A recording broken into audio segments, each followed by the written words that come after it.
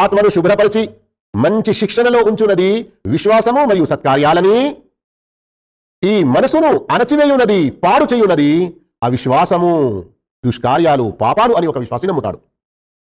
అల్లాహ్ యొక్క ఈ ఆదేశంపై శ్రద్ధ వహించండి. సూరత్ హూద్ ఆయత్ నంబర్ 114.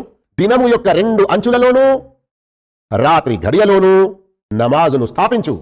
నిశ్చయంగా పుణ్య కార్యాలు పాప కార్యాలను తుడిచివేస్తాయి, దూరం చేస్తాయి.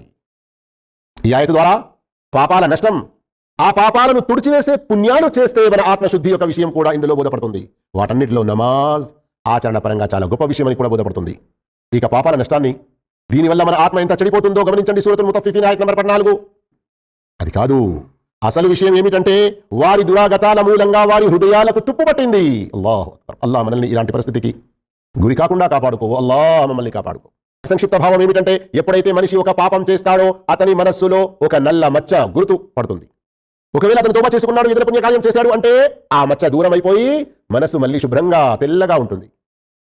ఒకవేళ తౌబా చేయకుండా పుణ్యకార్యాల వైపునకు తిరగకుండా అదే పాపంపై పాపం, పాపంపై పాపం, పాపాలు చేస్తూ ఉంటాడో, అల్లాహు అక్బర్.